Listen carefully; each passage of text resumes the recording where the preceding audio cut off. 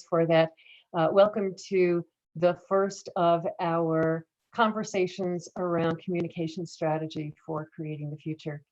I am Hilda Gottlieb with Creating the Future, and Dimitri, who is sitting there staring at his screen, is trying to pull together some of the technology. We're just being joined by Peter Panapeno, which is wonderful, and Justin Pollock. And Peter, we're just getting started, so you haven't missed a thing, and you've like squeaked in right under.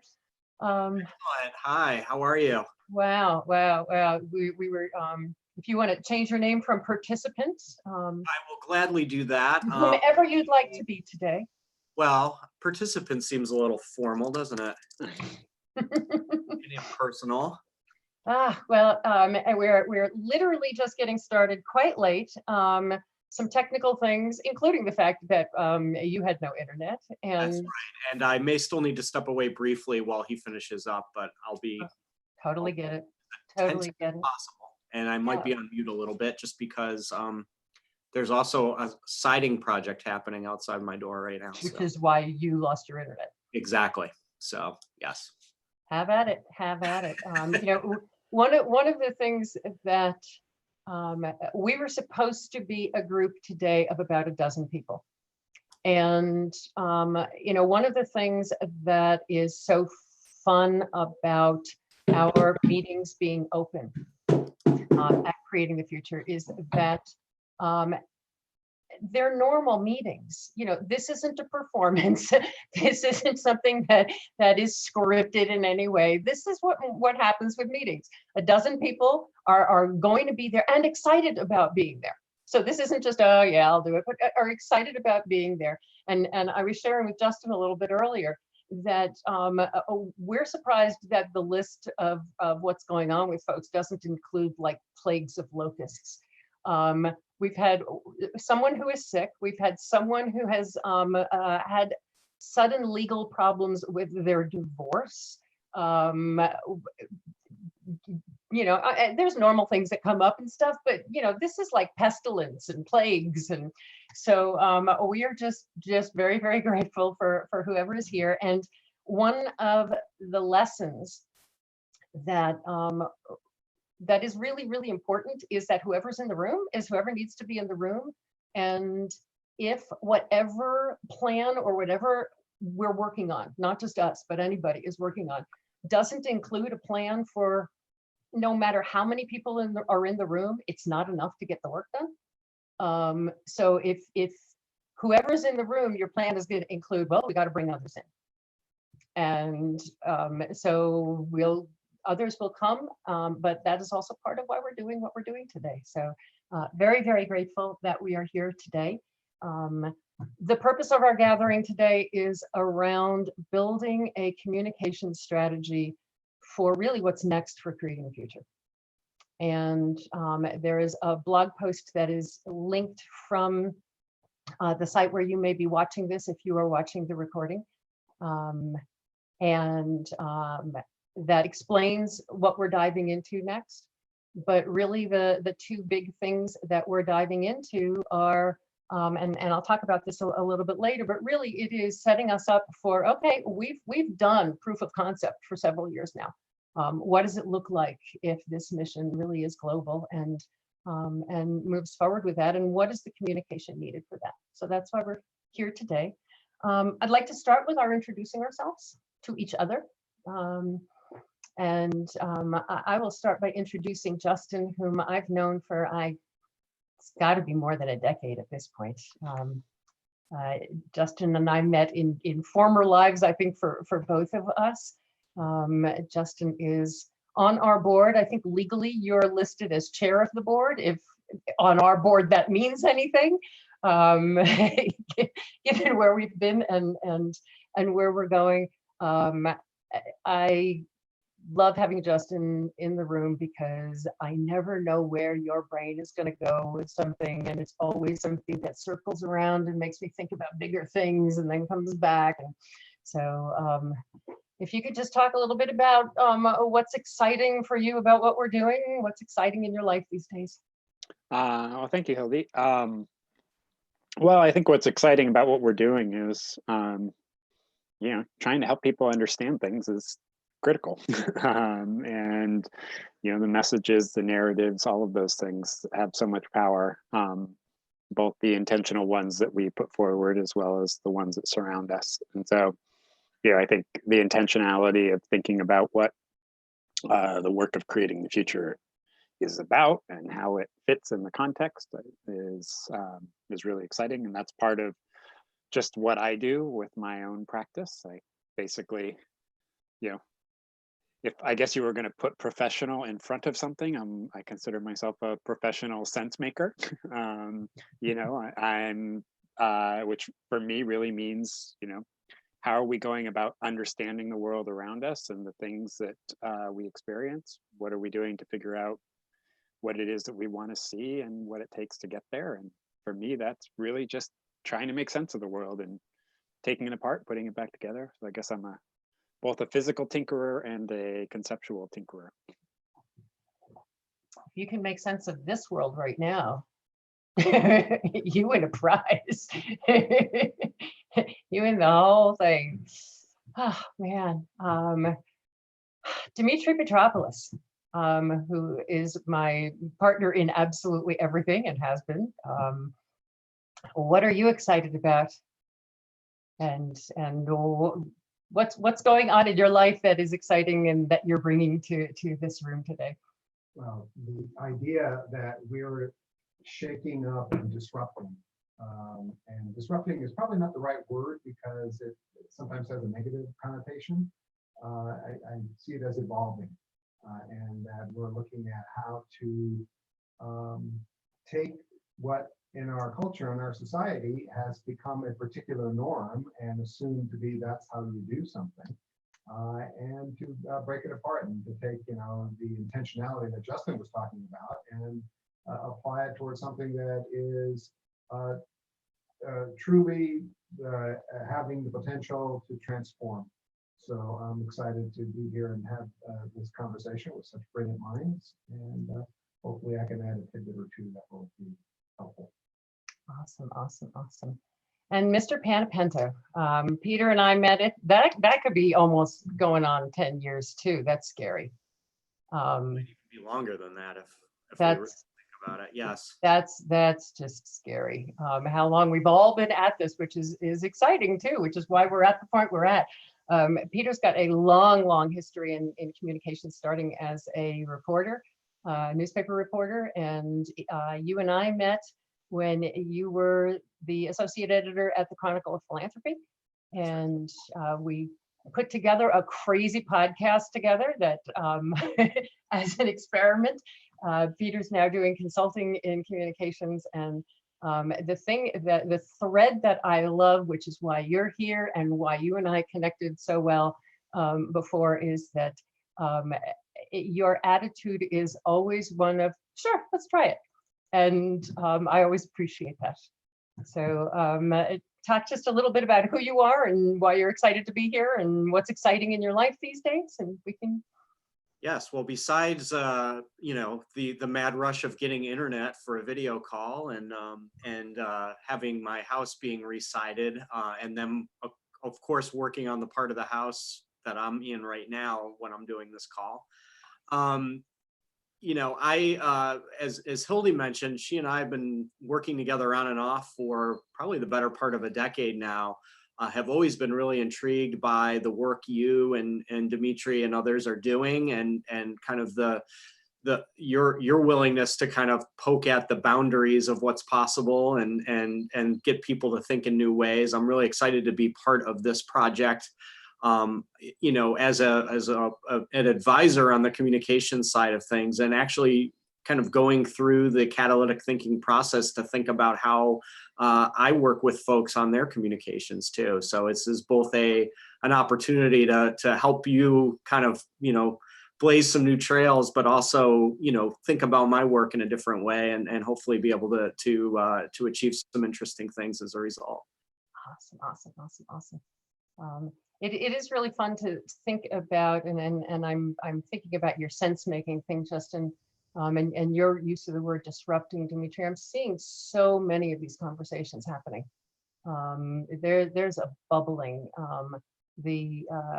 I will be in San Francisco. Dimitri and I are heading out for our second California tour, and talk about the power of engagement. Last year, when we took 2 months throughout California, the reason was we saw that as our first trip. That would hopefully lead to a second trip. And the evidence is that all of the stops we're making this year are from people that we met last year. And they're asking, could you speak? Could you do a workshop? Could you, I mean, so again, just the power of being present, engaging with people, having conversations, which is really all we did last year. We've got 2 insane weeks just in the Bay Area, and then heading down across some of the rest of the state. But the first stop is a conference, a full day conference on, quote, disrupting philanthropy. I mean, it is really where people are going. It's really where people are talking. And a lot of where we're playing right now, and the stuff you were mentioning, Dimitri, is really in, I've been playing with the word reimagining. That we're really reimagining what is possible with the systems that we find ourselves in. And the 2 prongs of where we see creating the future going, and it could be where we see it as of September 19th at 10 a.m. Pacific time, or it could be for where we actually are going once we take the steps. But our 2 prongs have always been, we experiment with what's possible, both with other partners and on our own stuff. This open meeting is one of those experiments that we've been doing forever. And then the second thing is we share what we learn in those experiments through education programs, through speeches, through talking, through whatever. What we're currently seeing as next on the sharing side, because it's the easier thing to describe, is rather than, again, if we want these ways of being, catalytic thinking, and the way we ask our questions, if we want these to be more ubiquitous, we can't be the only ones teaching it. We've got content, but we don't need to be the ones gathering people in, whether it's 6 people at a time or 200 people at a time. That's not going to change the world. And so the more we can focus on creating content that others can teach, that others can distribute, that others can share, that's a big part of where we're heading. The other part of that is the piece that is linked in all of the materials that, if you're watching this later, then you've seen it, is really about reimagining the systems that support social change. The systems that we currently operate under, many of them go actually counter to what we want to create and perpetuate the world that we don't want. And so really looking at what does it take to build partners, to find out who else is out there playing in this sphere, to really just at the very, very beginning of figuring out what hopefully we'll be figuring out together. What does that mean? What is the project? What is the work? And at those very, very beginning stages. I thought it would be helpful to just very quickly go over what we're going to be playing in today for those who are not familiar with catalytic thinking. And I'm going to bring up a graphic on my screen that hopefully everyone can see. Catalytic thinking is rooted in the fact that the questions that we ask and the thinking that goes into our actions is actually what changes our results. And what we frequently do, we're all so used to the term social innovation. Those are always, what can we do that's different? But if we don't change the thinking that goes into those doings, we're going to wind up with the same results. And we've seen so much of that over the past decades. And so where we're going to start is with a different set of questions. We're going to be listening to what's going on with the people who may be affected if they hear our communications. Again, this is a little bit different than if you're used to marketing and communication strategy that very often starts with, or at least the second question is, who's the narrow target audience we want to address? And what we're really going to be looking at is, if we take action in this area, if we take whatever actions come out of our communication strategy, who's going to hear those?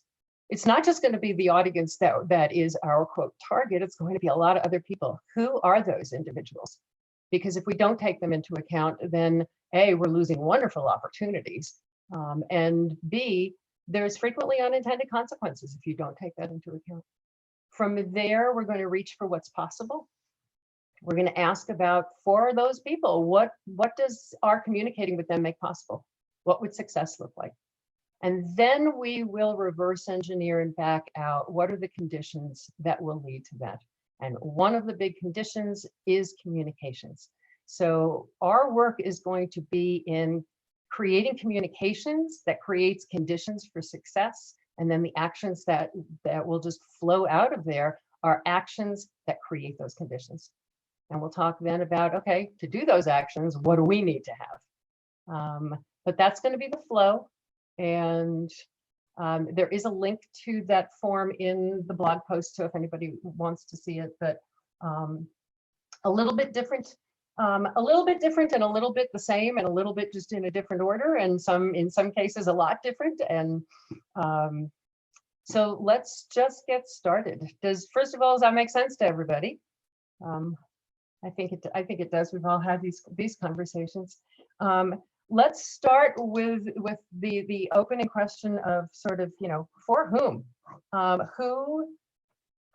Who may hear our communications? And, obviously it's everybody, but let's narrow down from everybody.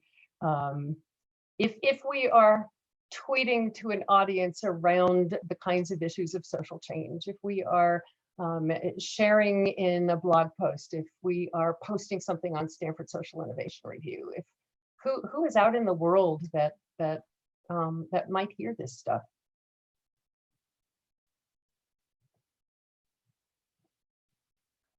I guess I like to think about that almost from a disposition rather than positional. So what I mean by that is, because I was thinking about, this is about decision making. And so really a message that helps people who either have the authority to make a decision and or want to influence a decision that has impact on their community and their community's well-being. That's where I naturally go, is, it's an audience that we want that says, yes, I can do this. I can decide with intentionality in a way that can actually get me what I think I want. Yeah, I'm thinking about how many people think I am just a fill in the blank, basically just a cog. I don't have any authority to make a decision. And hearing different approaches to things and hearing different questions, realizing, I guess, what I riff off of what you're saying, Justin, is well, I guess it's a high potential, really. It's a what does it make possible, is that sense of agency for people who don't feel they have any. Yeah.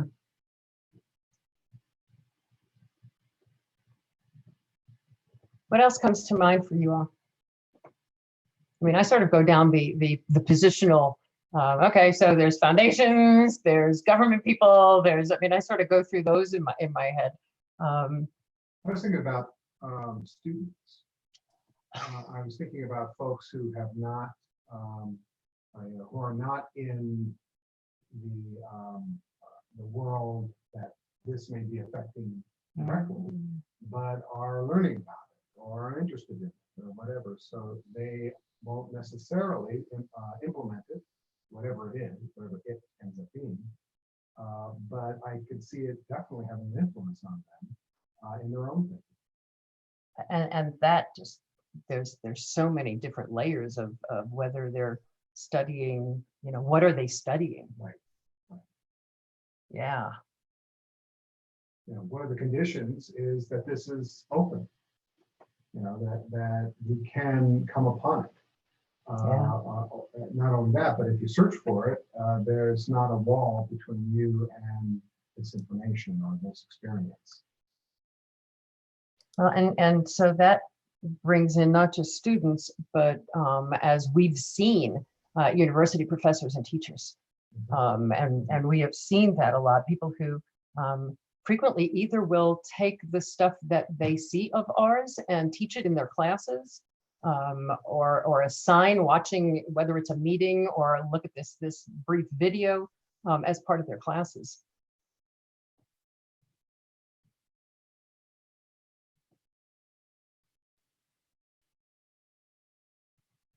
Well, with Peter here, clearly professionals in this world of communication and marketing and public relations and whatnot. Well, I'm thinking consultants in general. I mean, if they're seeing the results of what we do, not just this meeting, but if they're seeing the results of this meeting 6 months from now, they see an article here, they see there's lots of consultants take the information that we put out in the world and use it. So, Some actually giving credit. We won't go there. yes.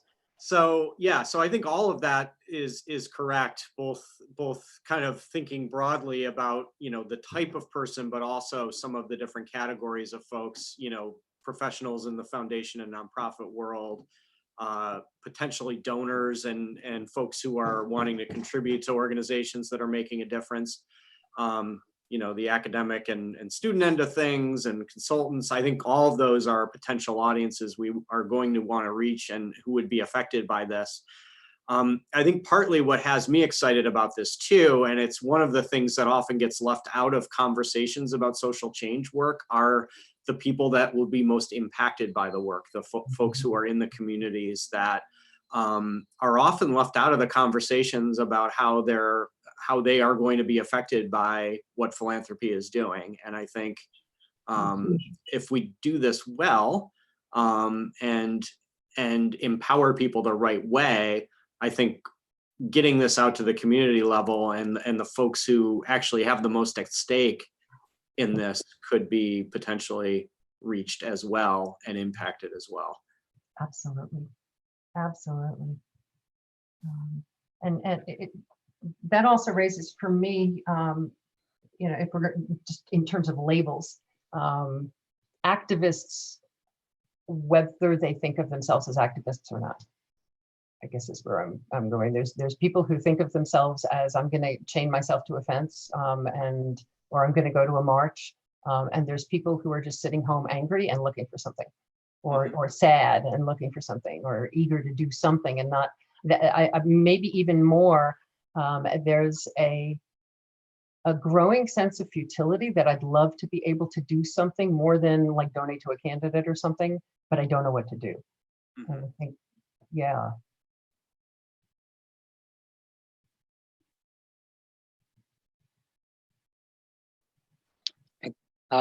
So I think, you know, I would sort of jump off of what Peter was saying, and again, pulling in Hildy, your comment about, you know, agency, you know, people having agency. But I also think there is an element of control and power, that we have a lot of people who feel very little control, very little power over themselves, the circumstances around them. So I think helping people understand that this is a way to gain purchase in that space for yourself, to feel more competent and confident in your sense of agency, and just as you said earlier, the people who feel like I'm just I can't, you know, there's no way to show those people that there is. I mean, yeah, you're not going to have control over whether someone decides to hire you or not, but there are systems that you participate in all the time that you can begin to use a sense of inquiry around to help you gain control and power in those situations. Yeah. Or at least understand where the control and power is coming from. That's a big one. That's a big one. Well, we're already heading into the what they get could make possible for them, what they receive in this communication strategy, the result of the communication strategy, the things we will be communicating, not just from watching this meeting, but really over the course of the next year or however long, what difference that will make for people. And I think we're really talking about so much of, I think for all of the people that we listed, everything that you just said, Justin, in terms of having a sense that I can do something. Oh, look, I can ask a question. I can take this different way of thinking about it.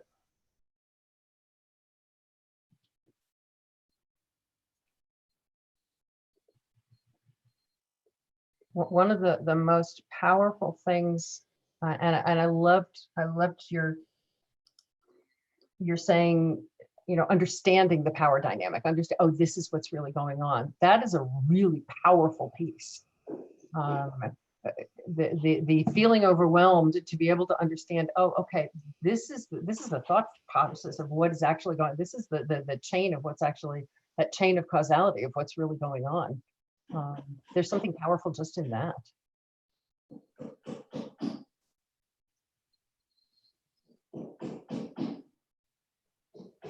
So what could this, whatever people see, what could it make possible for, let's start with people in community, which is really where our ultimate end is. What could, whatever they see from this communications, whatever we put out, what could that make possible for people in community? Somebody at a church meeting hands out an article that they saw. Somebody in a neighborhood meeting says, I saw this thing, this video, I'm going to send it to everybody. What could that make possible for people in community?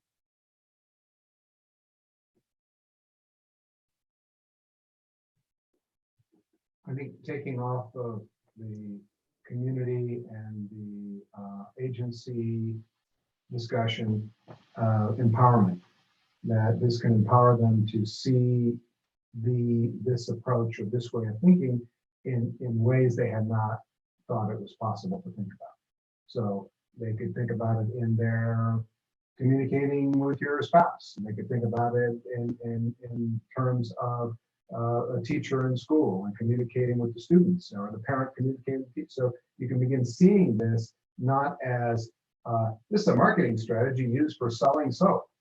No, this is a way of thinking. This is a way of acting that transcends individual position, title, relationship, and gives agency to people and gives inspiration, I think, to people. Or can. I'm scribbling madly. Justin's used to this, Peter. I will share with you that as a writer, I can't think if I don't have a pen and if I'm not writing. And even though we're recording it, I know you get this. Yeah. Which is why you're seeing me type now and then. Can only think if my fingers do the thinking. It struck me as you were talking, Dimitri, that beyond the word of empowerment is really having people see their own power. And what occurred to me as you were talking about it is that if the message, depending on how the messages are crafted, that video, that applies to what's going on in my life right now, and it doesn't matter what the thing is. I'm dealing with issues in my family, or I'm dealing with issues in my community, or I'm dealing with issues in my neighborhood, and whatever it is, seeing the sense of their own power and agency in the thing they happen to be trying to navigate right at that moment. Because I think that's especially when things resonate. They resonate in general, but I think right in that moment.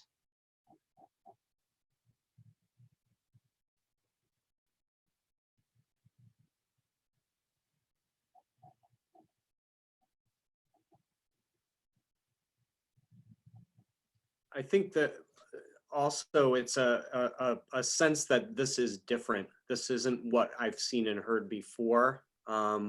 Often people are coming in and saying they are going to help solve X problem or Y problem, but they're doing it through their own, kind of like through their own mechanism and structure, rather than in a way that actually considers what's actually going on, and some of the root causes of what are causing some of the problems, whatever those problems are. I think there's a sense in a lot of places, sorry about that, Somebody wants you bad. yeah, no, now it's syncing to my computer too. There's a sense that, that whether it's a foundation or a nonprofit or whatever, they're really just there to kind of keep themselves in business or perpetuate what they're doing, rather than actually helping solve the problem that they're setting out to do. And it's because they don't always partly because they don't always bring the right people into the discussion. And this time I'm going to be brought into that discussion, and they're actually going to consider what we want or need. So talk more about what that sense that I'm going to be brought in. Talk more about that, and talk more about what you see that making possible for whoever that person is. Well, I think there's a sense that, if you are in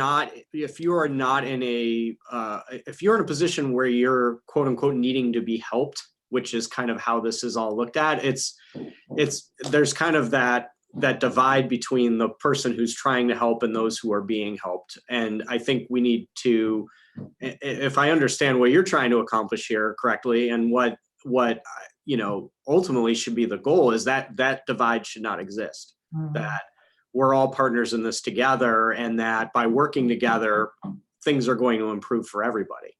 And unfortunately now there is that divide. It's, we have this power structure in place that is ostensibly here to help, but because of that, there are instant barriers that exist between those who are being helped and those who are trying to help, no matter how well intentioned those efforts are. Yes. Yeah. There's, and I think there's sort of a, no matter whether you're talking at the foundation level, and I'm doing hierarchy on purpose here, because that's where we've built the structure, that the foundations and the government programs, whether you're at that level or you are just a community member, seeing what is possible in a different way. Yeah. So seeing that, I think there's huge power in the demonstrating part. Okay, yeah, I hear a lot of, what does that look like? Mm-hmm. Yeah, and not to get too granular on this, but it even comes down to even the ways we label things, and this is what's going to make this really interesting. There's a foundation in Detroit that been doing a lot of work at the community level, and they actually funded some kind of public outreach officer who is going to be embedded in the community. And the use of the word officer threw a lot of people in the community off, because it had connotations like a parole officer or a police officer.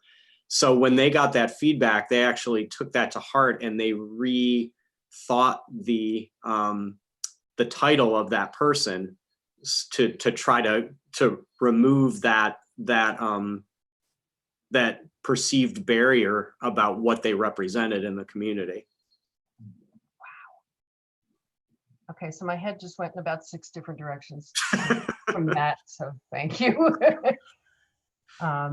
Yeah. So yeah, when we're thinking, broadly about communications tactics, we're going to have to be very thoughtful about, just even the labels we use and how we talk about things. Well, what occurred to me as you were talking is, I mean, what I wrote down were words come from the community. Mm-hmm. And what sprung for me from there is that the tactics come from the community, that the actions come from the community. And I'm recalling, Justin and Dimitri, you'll remember that when we set out a couple of years ago to define our values in action as part of the board work that we were doing, the first thing we did was we spent several months going out to our community in as many ways as we could to ask them what they thought our values were from what they saw of us. And I'm sensing that there's something there about, okay, we're all trying to do this thing together. What do you think are the best? Here's the conditions we're trying to create. I mean, it's very fresh in my mind, but there's something about getting from rather than giving out to. Mm-hmm. That's really powerful here.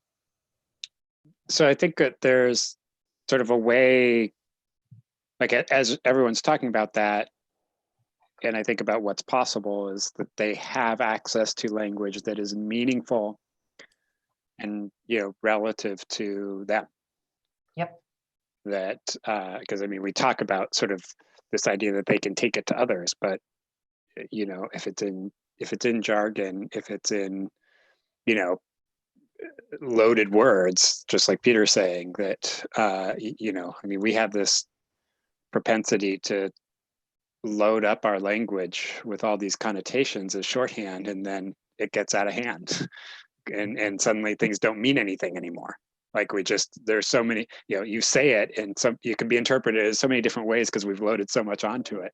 So I think about things like, empowered, engaged. It's like, every time I hear those words, I get, Fessick in my ear going, I do not think that means what you think it means. So. Do we need to put a Princess Bride disclaimer on everything we do now? those of you under the age of 30.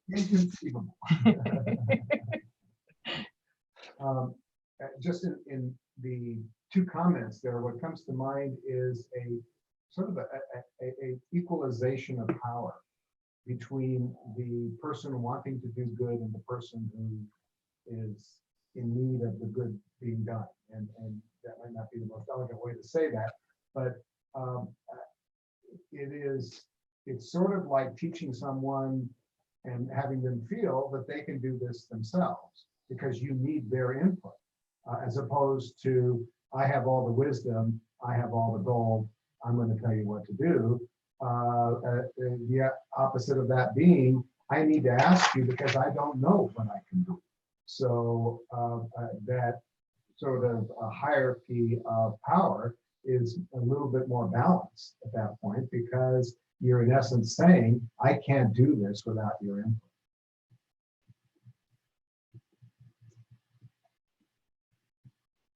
I'm hearkening back to the board meeting we had several months ago where we wound up talking about democracy. What does it look like when we're all in this together and we're all bringing what we have to the table? I mean, it's the whole asset-based approach to that people can recognize in just in a tweet, or just in a message on Facebook, or just in an article, of what does this look like when we're all in it together. I'm gonna move to students. And students right now looking at, A, there's the stuff they're studying, and B, there's the world they're in. Justin was sharing with me that he couldn't be at something tomorrow because he is going to be with his kids in a climate action. And we are seeing that is a big part of what it is to be a student these days, which harkens Dimitri and me back, which feels good. So there's the what they're learning. I'm going to jump in here because I've got a big button for this one, that both, especially in nonprofit management, and now that there are also significant social enterprise classes, which are granular and down to the how, without dealing with the why. We teach people how to do accounting, but we don't teach them what actually, you know, social movement theory or what creates change. I am consistently frustrated, this is personal, I'm consistently frustrated by the fact that when someone comes out of college, they believe they've been taught the way to do stuff. And they don't need any of your silly little stuff you have over here, but I was taught the right way. And I'm seeing the ability for whatever comes out of, you create enough groundswell of communications of, oh, well, okay, I'm hearing this a lot. And if something goes viral, I'm hearing it in a lot of places. I'm hearing that maybe it's not just the swimming upstream against the person who has the degree. And it's not just in nonprofit management, it's in anything. I've got a degree, I must know what I'm doing. But it's sort of the not needing to unlearn. I think that there's great power in what this could result in, just through what comes out of how we communicate, what we put out into the world.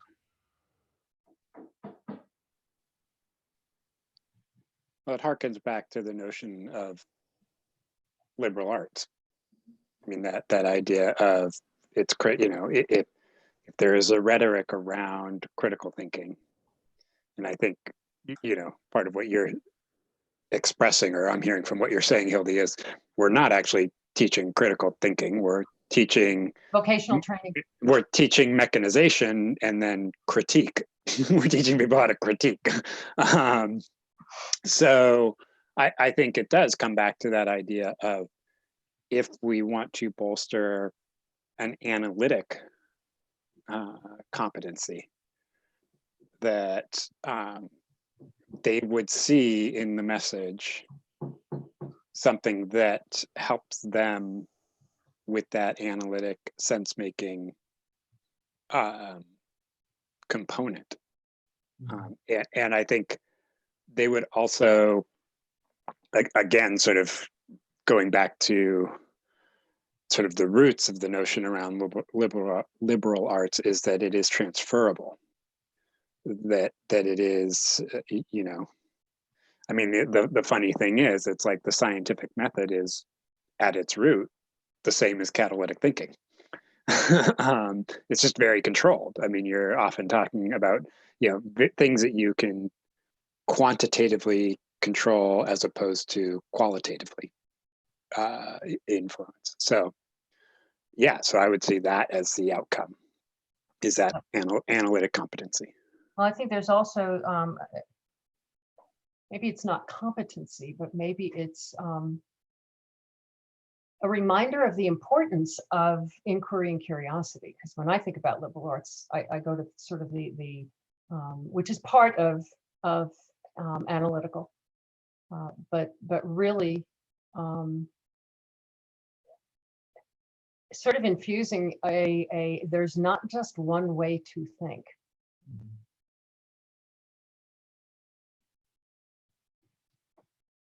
Also the value of that, and seeing the value of that, and believing the value of that. Because I know that frequently when you're describing an environment that you're given a set process and set rules, and this is how this is done. Like you were saying earlier, Justin, about words.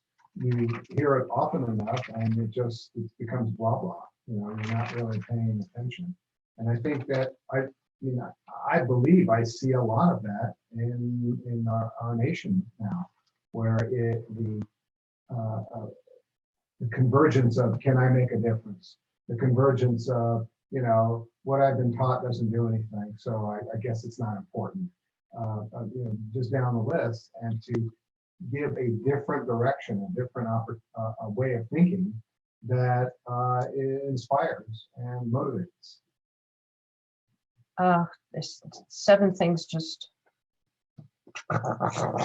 So I do feel that there is, you know, and let me step back. It always means we're sort of on the right track, which is the natural tension, which is creating the future and catalytic thinking, is a prescriptive approach. I mean, it is structured. It is, in some ways, it is everything that we are critiquing. And so, you know, in my head, I'm trying to figure out, well, how do we reconcile that? And I think something that you just said, Dimitri, of one, recognizing that all processes lead you to particular outcomes. Now, one can be that they're very constrictive and they narrow you into saying, this is the only way to do it. Or the process can be expansive in that it encourages you to think differently, or to inquire more. So I think there is an important element that you gain an understanding of process, and that we always process, and the intentionality of it, like, we need to be aware of and understand, is the intentionality with which we're doing this. Again, I guess the way I would talk about it, is it constrictive or expansive in how we're understanding the way things work or the possibilities. Yeah, the thought that is occurring to me as you're talking, Justin, is, again, you talked about current university classes as mechanization. And I wasn't joking when I said so much of college right now is vocational training. If you've got to declare a major when you're 17 and decide what you want to be when you grow up, rather than college being a time of exploration. But the thought that's occurring to me is we're very good at teaching how to do a thing.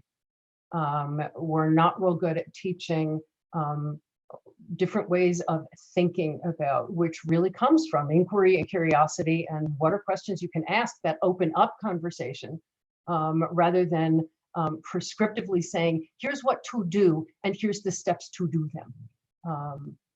You know, what opens up inquiry, and what opens up inquiry that brings out the best in us, versus what opens up inquiry that slides us down a rabbit hole of reactivity and all the stuff in our brains that fire when we're scared. And so I think that there's a big piece of education around that, to understand, you know, if nothing else, to understand, you know, you were talking, I don't even remember who was saying it before, but understanding, I think it was you, Justin, talking about understanding the power dynamics of what's really going on, getting down again into the granular level. If our communications can do nothing but help people understand that the mechanics of our brains is what has created so many of the systems that they find themselves in, that we've created reactive systems rooted in fear. And here's what our brains are doing in, you know, here's your brains on drugs. Here's the egg in the frying pan of what we're creating in a day-to-day basis by the questions that we're asking. Just that, if we can help people understand, you feel shitty when you watch the news, here's what your brain is doing. And here's how you could ask yourself a different set of questions that could turn what you're feeling when you watch the news into action. Man, we can just explain to people what's actually going on in their own heads. That'd be freaking awesome.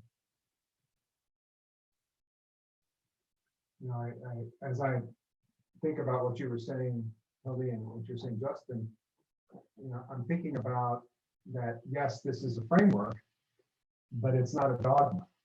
And so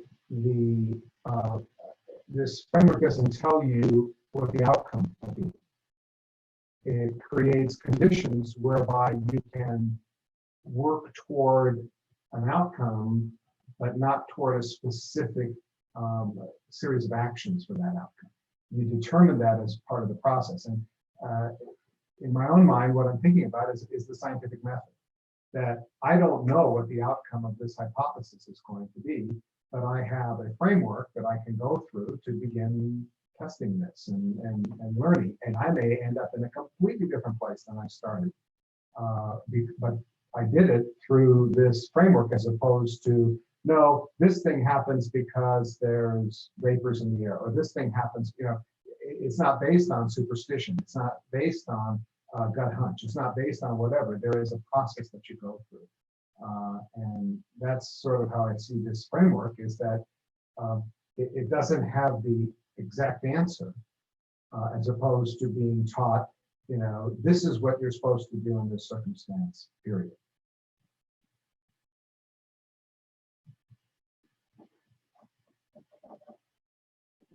Okay, so two things occur to me as what these messages can make possible for the people who hear them. One, whether it is about power dynamics, whether it is about what's going on in their own brains, there is a sense of calm that comes from having understanding. There's a sense of relief. I've seen it in people so often. Oh, now I get why did this to and the second thing that I hear from people a lot is a sense of hope. That what these messages can make possible is a sense of hope, which was always important and now is even more important.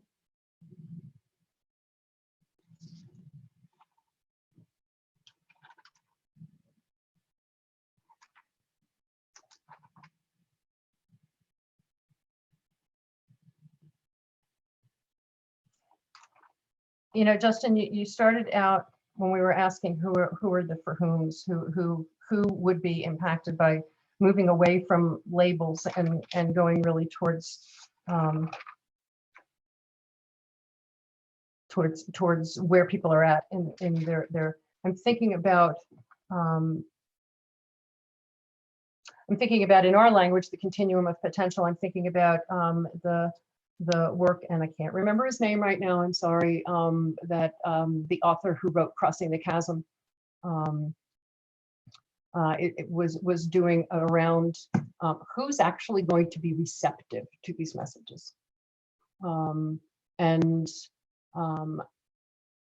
They're not going to necessarily be the people who are looking for a tip and a tool. Looking at the bell curve in Crossing the Chasm, the book is about, we're all very familiar with you know, early adopters and early innovators, and the chasm as they see it is the big divide between those people who are like, yeah, I'll try anything new and this is really awesome, and oh my gosh, this fixed this and I was ready for this, and they're at that point where they're very receptive people to that. The chasm being, what does it take for this to become ubiquitous and everybody buys your product? I mean, so it's a very commercial setting. It came out of the tech world, but what does it take for something to be? Yes, I'll try that newfangled thing that you call a cell phone. To everybody must have one, and this is how we do things. And what I'm seeing is that people who are going to be most receptive to the questions, to whatever we put out there, are going to be people who are more in the early adopter place, and the people who are willing to put their neck out and say, I'll try asking a different question in a staff meeting, or I'll try. And so I'm thinking just in terms of that framing of understanding the language that resonates with those people who are ready to take action in their own lives, whatever they do. I'd like to caution us about thinking about this too much like a product and more like a movement, though. I agree.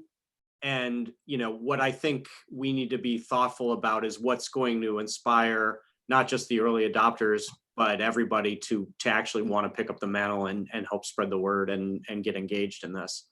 We're not getting them to, you know, quote unquote, buy anything. We're really trying to get them involved in something. So there is a distinction there. Yeah, thank you. But either way, there is, even in a movement, there are those early adopters. But I just want to make sure we're thinking about this a little bit differently. Thank you. Yeah, the thought that I had, and I'm in the middle of writing a speech, and so it's it's, you know, how are you activating people, is that there is a degree of courage, even if it's just asking a different question in a staff meeting.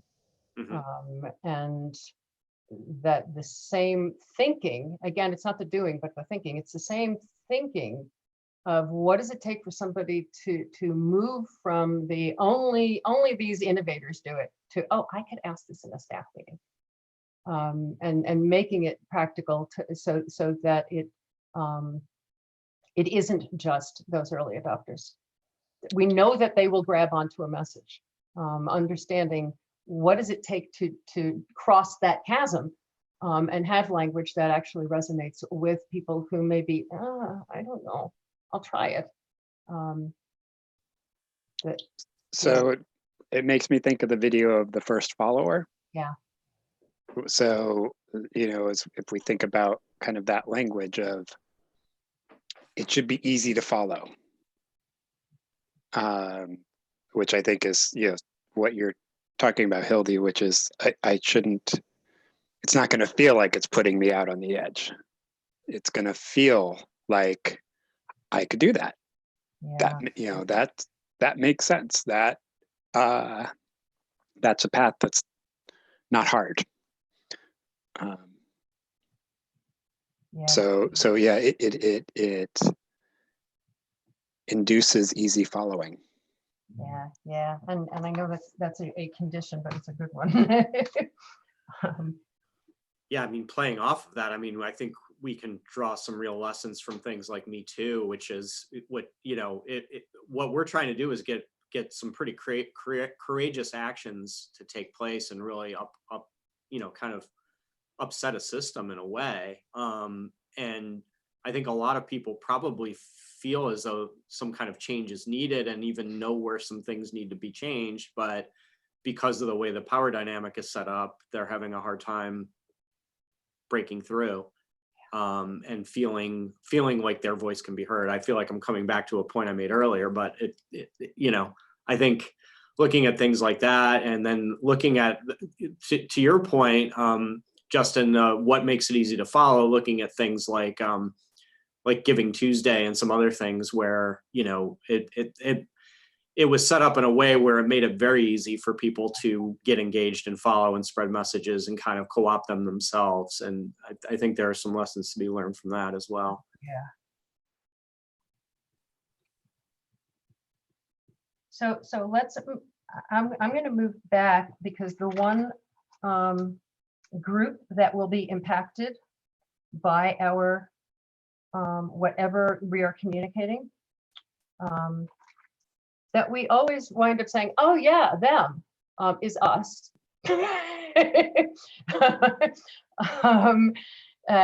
For Creating the Future's mission, what can this strategy make possible? What results could potentially come from people hearing messages, all the people that we've been talking about here, for our mission? What do all these messages make possible? So, Peter, when you said, hashtag Me Too, it started me thinking, what's the hashtag? Is it hashtag what it takes? And if people engage and begin to tell us what it takes, like we just learn more about what it takes for anything, but sort of this notion of and it goes back to the sense of agency. Like, here's my lived experience. Let me tell you what it takes to get a job. Tell you what it takes to find clean water. Let me tell you what it takes to, wake up in the morning when you're depressed. And I mean, that's so much at the heart of catalytic thinking. I mean, I know that the framing of the aspirational thing, but the real power comes from when we open ourselves up to, do we understand the causality? Do we understand what leads people to behave? Because it's all behavioral. Like, it would just be like so incredible to see out there people just sharing to the world, this is what it takes. And some people will be, world peace, this is what it takes. Other people will be, getting to church on time. Right. Yeah. There's a learning and listening in there. Yeah. What it makes possible for us.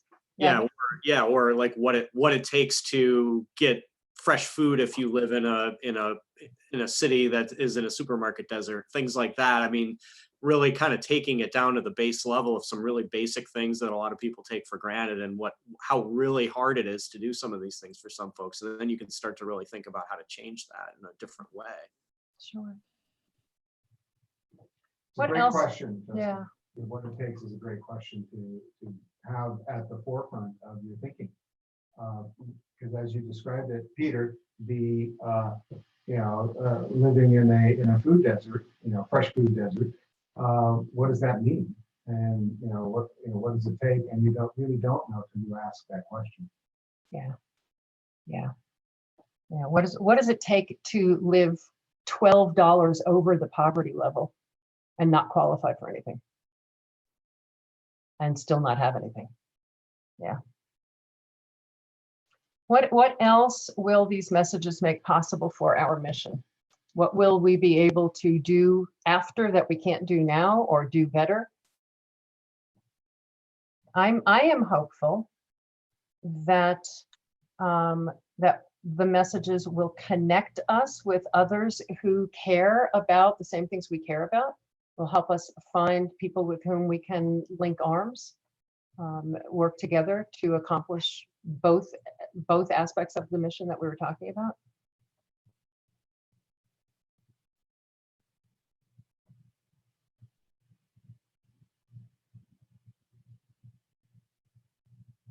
And I'm cautious not to say people who want to work with us on something, because I don't know that it's not going to surface somebody we want to work with because they're already doing something. So really connecting with people who want the same thing so that we can find who are our peeps. Yeah. Oh, I think even beyond that, Hildy, I think you'll know this is working if people are doing some of what you're doing without actively working with you. Right? If this really becomes a movement, there are going to be activities that happen that you may not even know about that you're impacting. And that's, I think, when this becomes really powerful. Yeah. But that's impossible to measure in a communication strategy, I guess, right? And you know what? Yeah. We're not going to go to the measure thing yet. Right.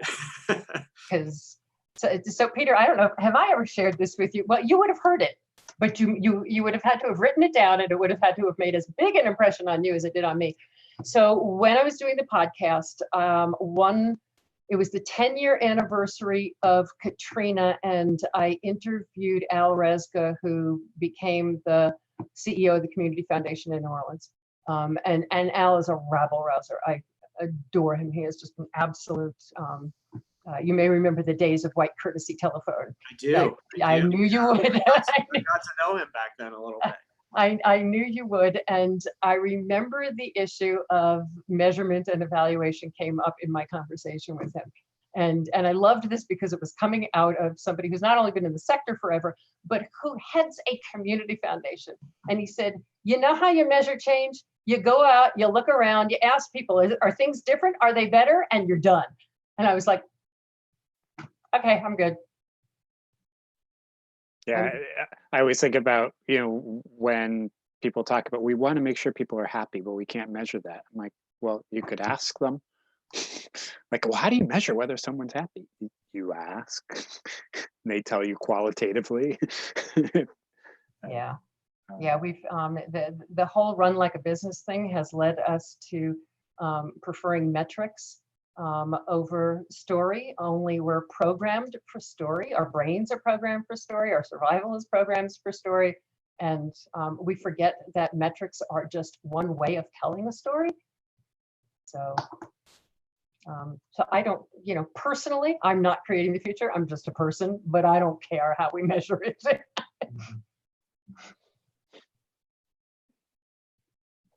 Yeah, I think a big piece of what this will make possible, and I think you're alluding to it, Peter, is the communications that we put out could actually lead to the direct accomplishment of our mission, which is people are doing things in a way that are bringing out the best in themselves and in others, and we never know about it, and that's okay. And suddenly we look up and every staff meeting is starting with, so what's been exciting in your life since we last got together? Or every blah, blah, blah, fill in the blank. But I think people's actions changing could absolutely happen out of a single tweet.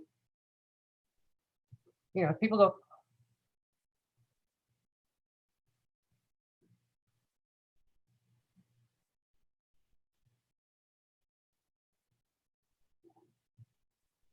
I also think, as I'm thinking about, okay, so we're talking about this, I even hesitate to call it a project at this point, this direction of reimagining the systems that support social change, wherever that takes us. If for nothing else, starting the conversation. So I would say, A, if this starts a conversation, that is success.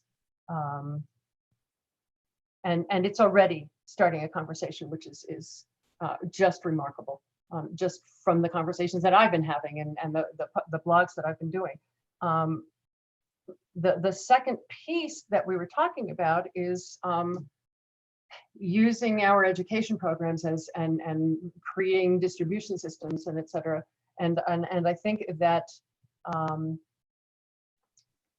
if we are successful, again, I'm trying to think of what it makes possible when it comes to that part of the mission, to educate, to share what we're learning, to share different ways of thinking about things. It could be just a recorded class that somebody at a nonprofit resource center says, we're going to build a workshop around this. What does our communication strategy make possible for that?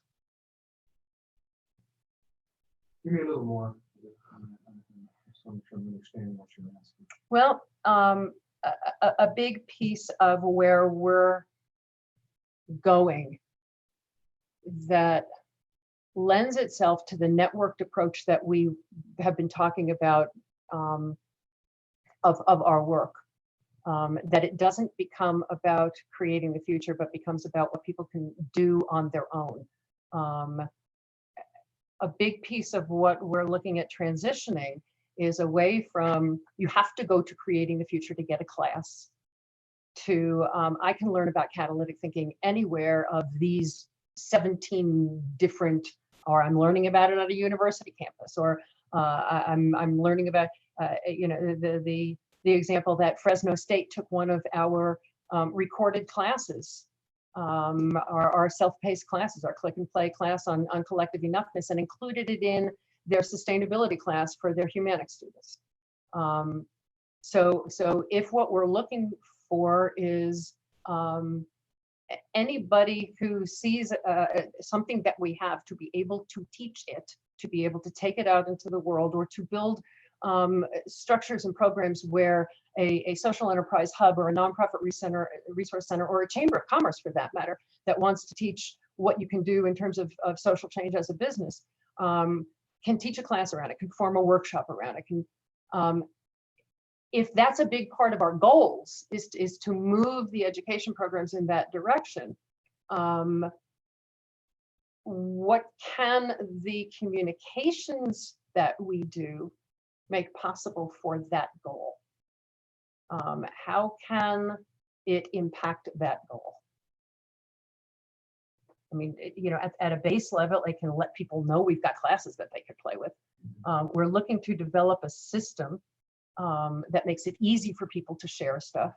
So maybe people get involved, again, finding the peeps, but people get involved in helping develop the systems to distribute. I need clarity and understanding Of what the framework is, what we're trying to communicate, so that it is something that can be easily transferred to another organization, another project, another whatever, because there's a roadmap here and clarity of what this is.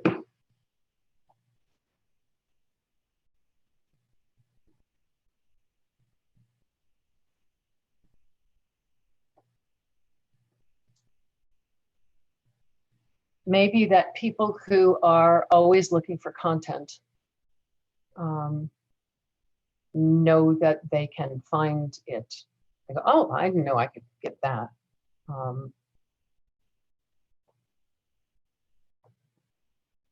And this, by that, I'm assuming you mean people who are looking for content for redistribution? Or, well, let's take a very information let's take a very concrete example. Nonprofit resource centers. Let's just make that as a very, very concrete example. Statewide associations, nonprofit resource, anybody that does workshops on fundraising, workshops on 7 things your board needs to know. They're always looking for content. They're always looking for people to teach stuff. And they're always looking for revenue sources, quite honestly. Because nonprofit resource centers and statewide associations are notoriously difficult to fund. They wind up taking a very exclusive membership model because they can't figure out where else to get money. And so being able to, if they're looking at what comes out in a tweet, comes out in an article, comes out at Stanford Social Innovation Review and goes, oh, wow, okay. Here's some stuff that we could teach and it's all ready for us. It's already packaged for us. It's all, and our 17 consultants who are always looking to do something with us, they could teach this and we could brand it as ours. It is a more concrete thing than the other. The other, interestingly, is more, I don't know, it's more easy to see where people would directly benefit. And I think the direct for whom's in this is a very narrow group of people. Obviously, there's the people who will learn from whatever class a nonprofit resource. So there's the people at the organizations in that community. And then the next ripple is the people, hopefully, that will impact. So a food bank executive goes to a class at a nonprofit resource center, learns a different way of listening, learns catalytic listening, learns a different way of listening to his staff, a different way of listening to his community members, takes that out, and the ripple then is that makes possible for his staff and for the people in community that are receiving the food or whatever services they're doing. So just looking at it's interesting that because it's more concrete, it's actually more difficult to ask the question. But clearly in the for whom's list.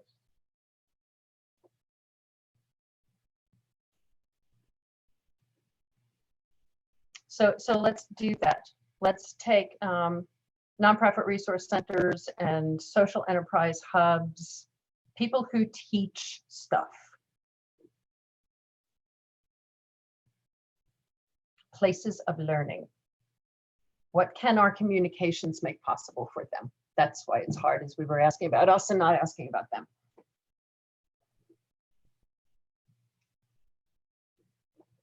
Well, you touched upon content. Clearly, it gives them information on what's there. I mean, that they would not know that this content is there without this communication. So if they're looking for content, could use content, could see it benefiting them and their constituents, be they students or members or whatnot.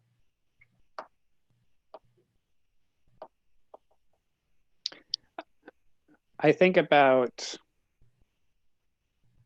being in that situation where you've stumbled across something, it's resonated with you, and you don't feel like you have something quick and easy to point people to.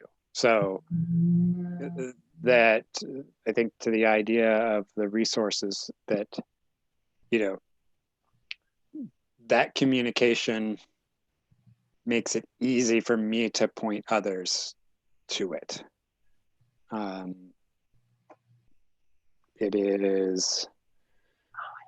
It doesn't require me to explain it.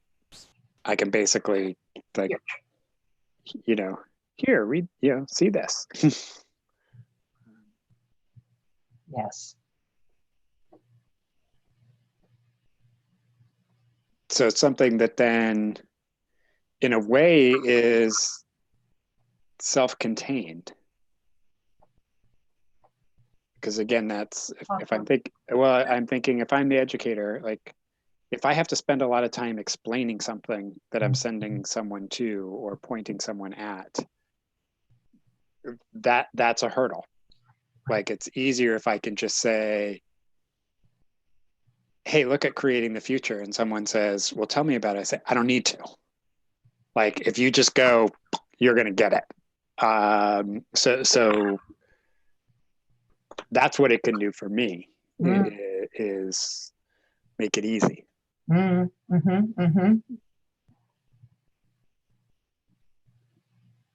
as I was thinking about the ripples, as I was thinking about the food bank executive,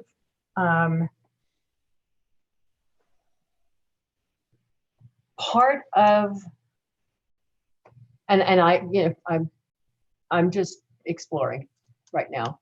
Part of what makes nonprofit resource centers so difficult to fund is they're not curing cancer, they're not feeding hungry people, they're intermediaries.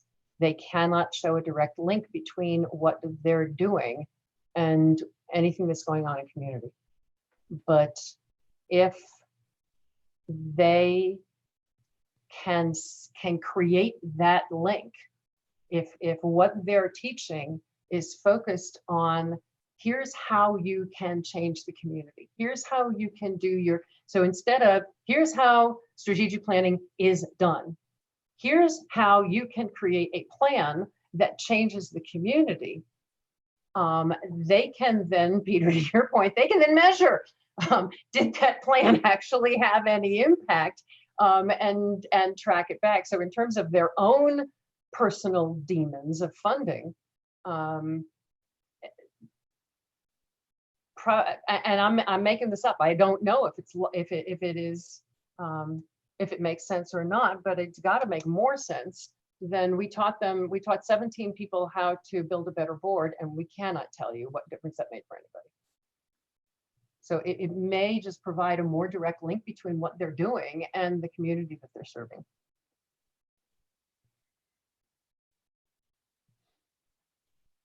Well, you're treading onto that question that I think catalytic decision making and inquiry always leads to, which is efficacy. Does what we do actually work? You know, so you know, as much as one would hope, or I would hope, everybody is asking that question. That's a pretty scary question to come to terms with. Yeah.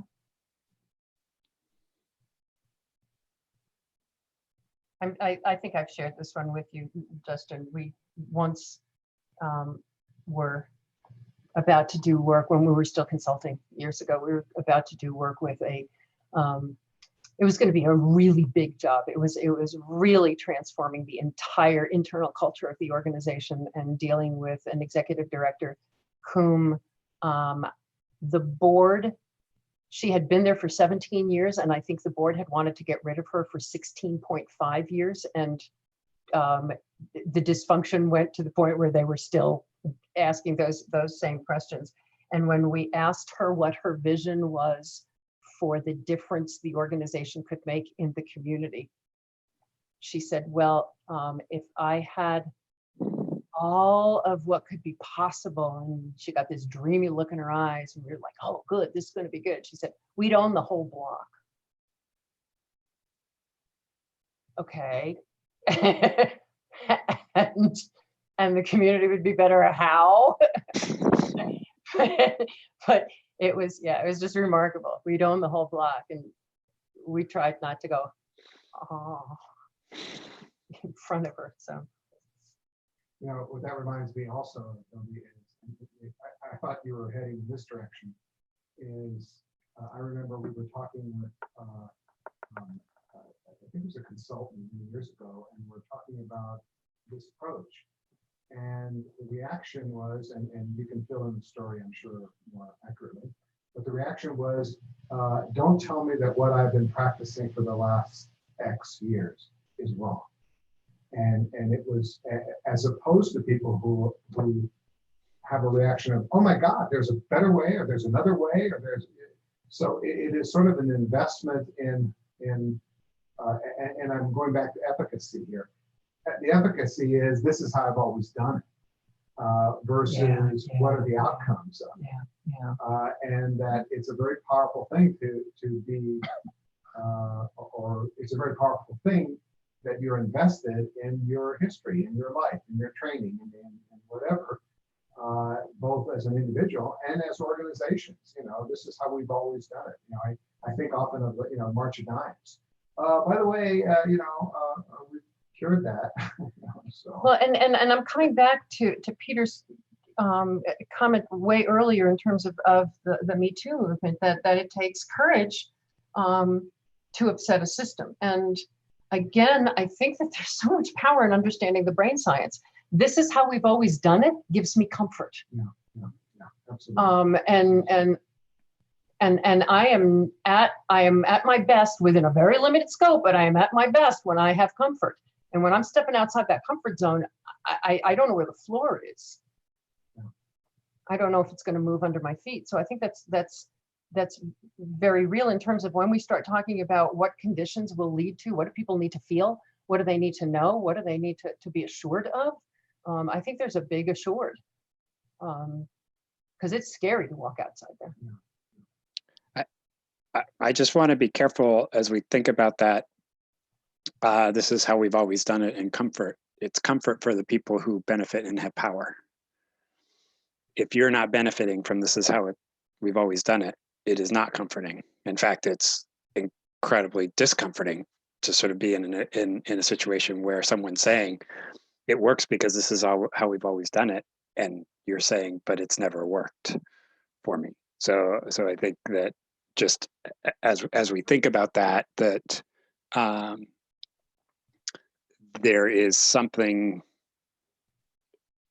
in this that we want triggering that empathetic component of this, that this is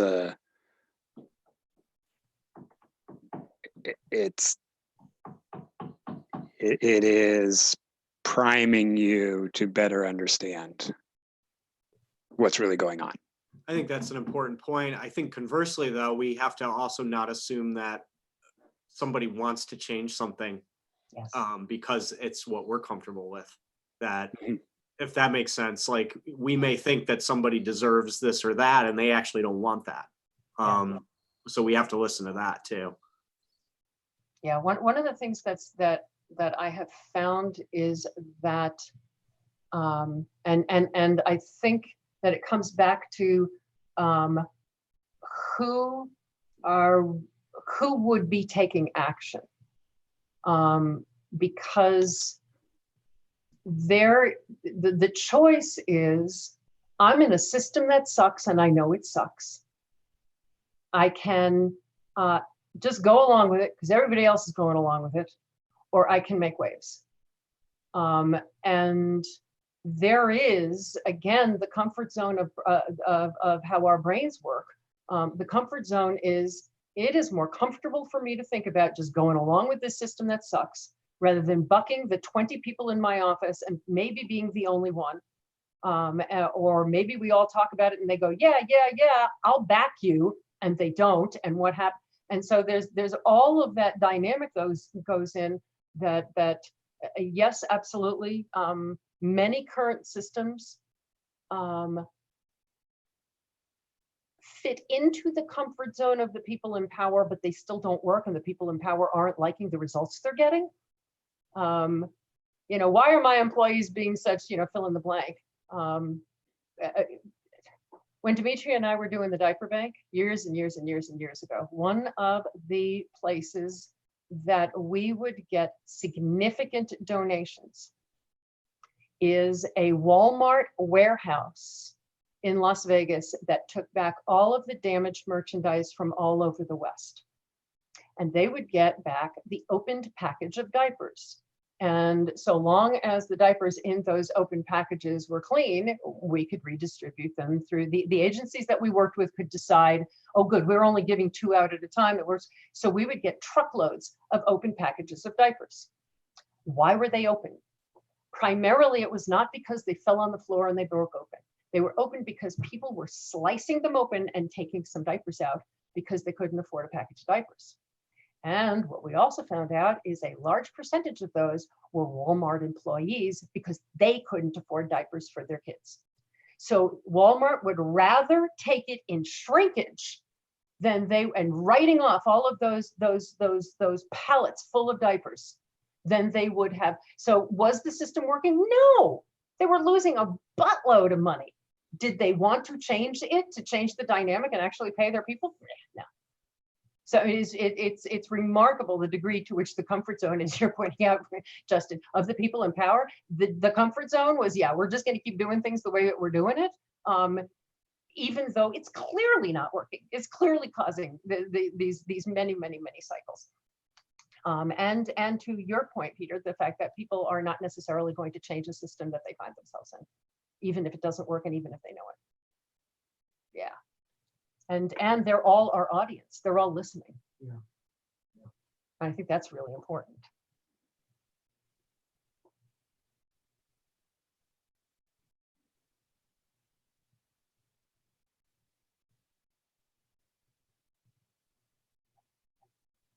I want to come back to the professors who can use our stuff and the nonprofit resource centers who can use our stuff. Is there anything else that they're seeing? And I love that it makes it easy to click to and explain. I love that, Justin. Is there anything else that our messages can make possible for them?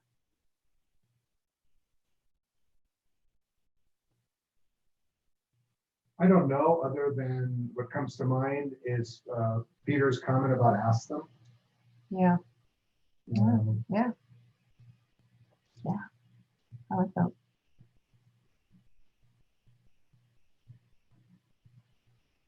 There's been such a huge shift in how education is delivered in the last 10 or 15 years, that there may be needs and or ways of communicating that we're just not aware of.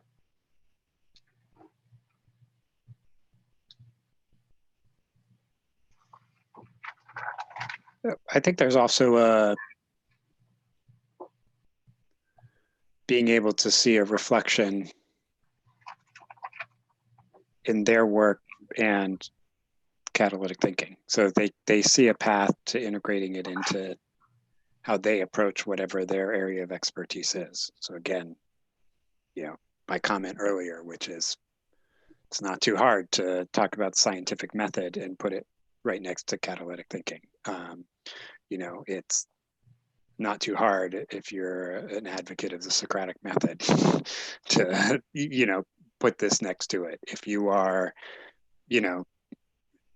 doing social work and you're talking about, what are the quality of life conditions that someone needs to experience to get a job? That I think the degree to which the communication itself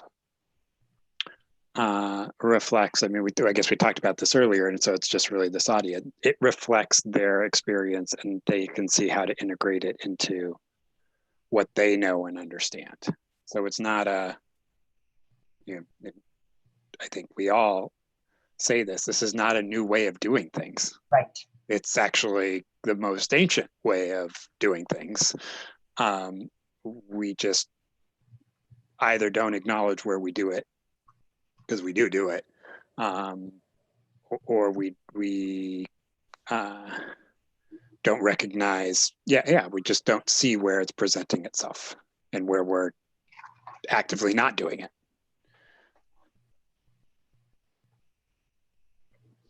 I am, see, from everything that, and you reminded Dimitri of asking them, There's something in here about invitation.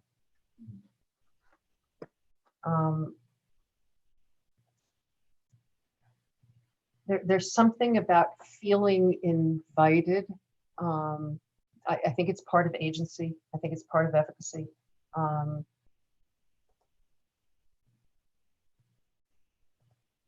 And I'm not entirely sure what it is, but the word just jumped into my head of whether it's invitation to conversation, whether it's invitation to their potential, whether it's invitation to come play. I'm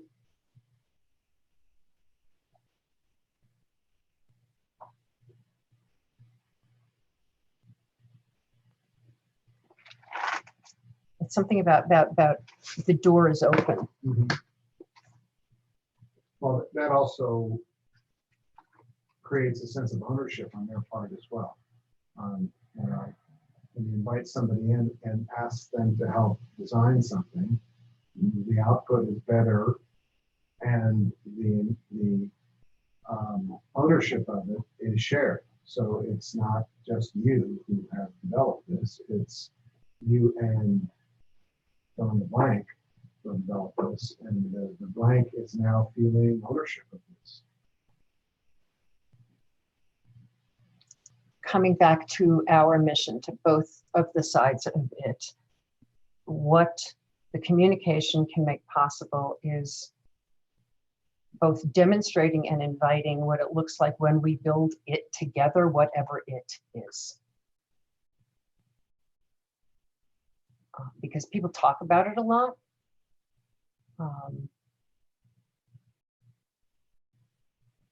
And the reality is that whatever we do, we're going to do publicly. We're going to do it like this. And so what the communications can make possible is just is demonstrating, is not just I feel it, I can tweet it, I can repeat, but actually what they're receiving is actually educational, actually demonstrates. Because sometimes you need to see something. You can hear it, you can read it, you can, but to actually, oh, that's how.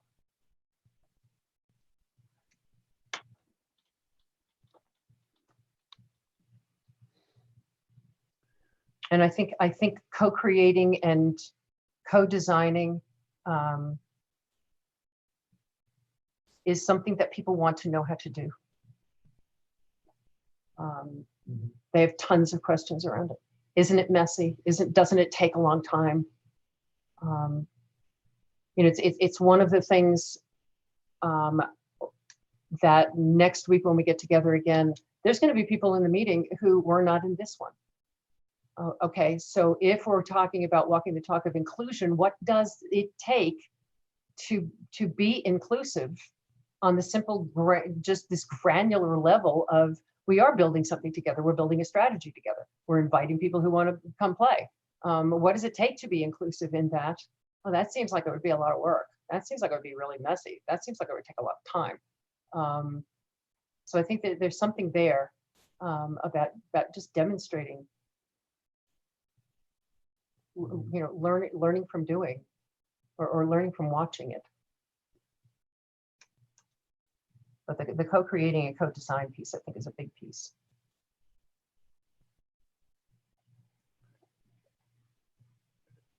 So this isn't necessarily in response to that. But it is along the lines of, I mean, I think the underlying premise there of collective enoughness, and going back to what is it that people can share to help us know. So I just, because my brain just took off when Peter mentioned hashtag. So, you know, like I'm just put something up into the chat. So it's sort of like, what's that invitation out there? And Dimitri, to your point of just asking people, and for those who are seeing this later, it's creating the future is asking you to share stories about hashtag what it takes. What is something in your life, big or small, that you've worked to make possible? What do you think is important for others to know and understand about what it takes to make that possible? I know we're sort of jumping the gun, but just sort of this idea. I mean, I just, because it was, you know, churning in my head.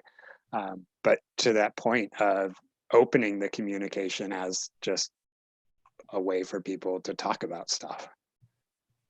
And then sort of the natural progression from there is, you know, what is this a bigger part of? What's the bigger conversation here? Yeah, and coming back to your mentioning of collective enoughness in terms of an invitation,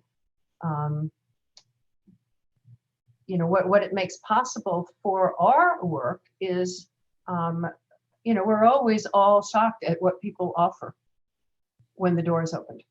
Mm-hmm. You know, I'm doing this thing, I've got this thing, yeah. So, you know, feeling their own enoughness.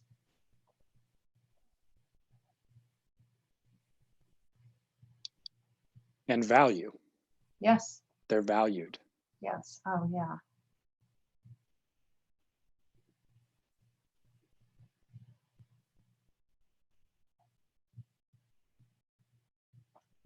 Yeah, I was trying to put my fingers on the word that creates that balance of I guess power, and that is self-esteem. And I think that what you just said, Justin, triggers that word in me, or that concept in me, is it creates self-esteem in the people who are interested and may have doubts. And by asking them what their input is, they feel validated, important, you know, all the things that allow them to move forward with the value feeling that they have, and their thoughts and their whatever has value, and therefore they have that.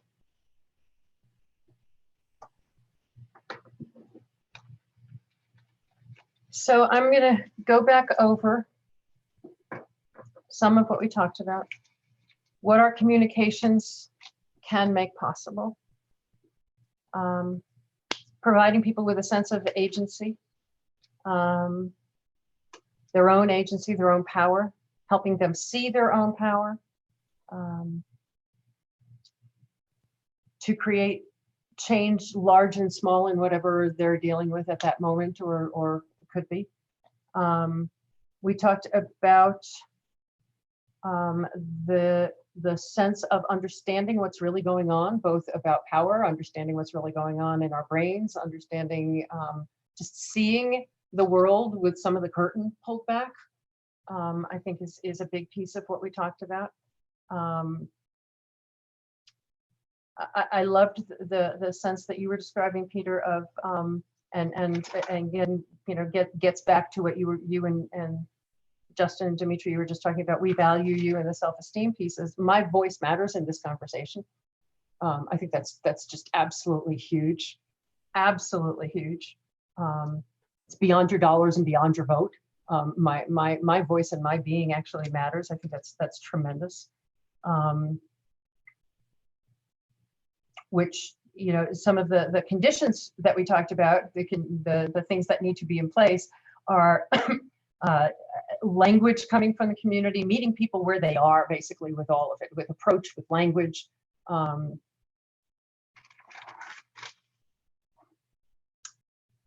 We talked about the fact that our communications can be a demonstration of so many things that people sort of long for and don't think is possible. And whether that is opening up a meeting, or whether that is what democracy looks like in action. But the whole point of demonstrating. We talked about the fact that our communications can make possible a sense of hope, and a sense of calm that comes with understanding, oh, that's why this is happening the way it is happening. And I think we could all use a sense of calm right now. I also think that we talked a lot about giving people courage. when they don't think that they can change things, that our communications can give people courage. Our communications can make it easy for people to follow, whether that is individuals. You were talking about the first follower thing, Justin, and I'm going to write myself a note that in the notes of this, I'm going to put a link to the first follower video for people who haven't seen it. We talked about the fact that what this can make possible is connecting both us with people who want to accomplish the same thing and others with people who want to accomplish the same thing. It may not be us that they play with, it may be the bigger thing that they play with, and that would be awesome. Sort of as Peter was saying, you know, if they start changing things and we don't know about it, you know, the tree still fell if it didn't make a noise, if nobody was there to hear it. It absolutely can start a conversation. Ultimately, it can change people's actions. And that could be people in positions of authority and people who feel that they do not have positions of authority.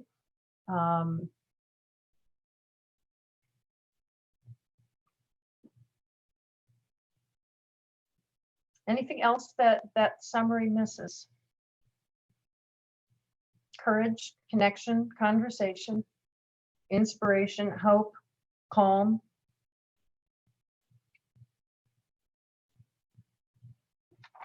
Structural change.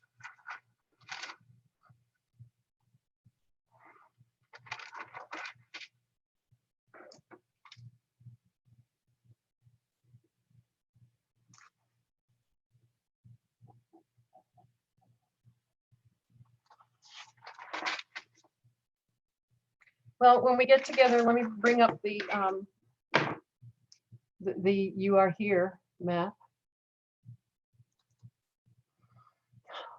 What we talked about a lot today is who will be affected by any action that we take, who will be affected by the communications that they hear and see. And a lot of what we were doing really was listening to them, even though they're not in the room. In so many cases, we were trying to get into the heads of many of those individuals. And what it also tells us very quickly is, and it came up so many times, is ask them, talk to them, find out from them. We're making some presumptions, but asking folks in all of these different places. So what could this make possible for you? And then we talked about that high potential outcome. If we are successful, what would success make possible for them? What we'll start talking about next week is the conditions for success. So if they are to be successful in feeling a sense of hope, a sense of efficacy, a sense of courage, if we are successful in starting a conversation, what do people need to feel? What do they need to believe? What do they need to know? What do they need to be assured of? And walking backwards, actions will come out of that. Tactics for what kinds of messages do we want, for whom, in what direction? And then what will we need to provide that? How's that feel to you all? What is standing out to you from the conversation today?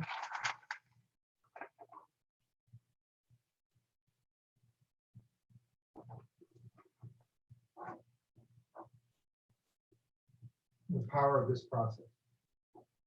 You know, I've been part of this, doing this for decades now, it seems like. And it's always amazing to me how elegantly it comes up with, how elegantly the framework works. And so as far as this process is concerned, I think, you know, my reflection is we've got a great hit the ground running, you know, in thinking about this. Cool.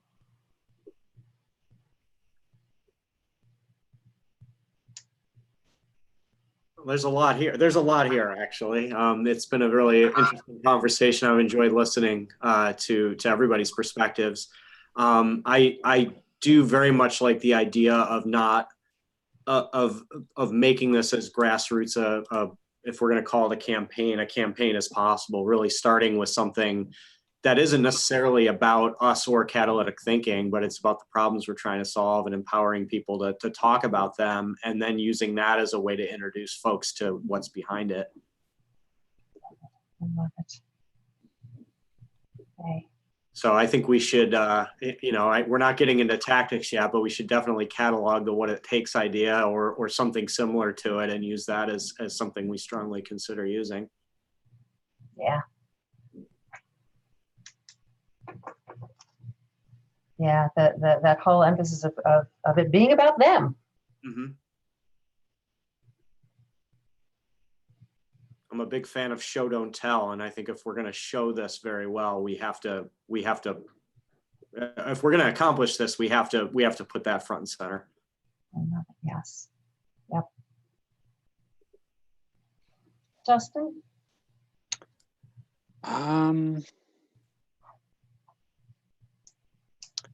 Yeah, I think the piece that's really resonating with me is what's that invitation, and can we get people just sharing their experience, knowing, helping, again, it's a sense making, helping there be more understanding about what it takes, and then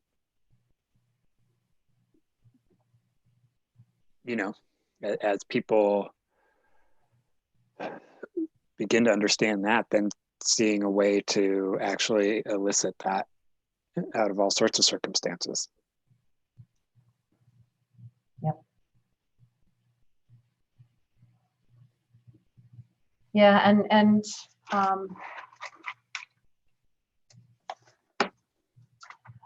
I guess mostly what I'm taking out of the conversation is just real excitement. I'm sort of putting myself a year from now, when whatever messages are happening that give people, what will give people courage, what will give people connection to each other, what will give us connection to conversation.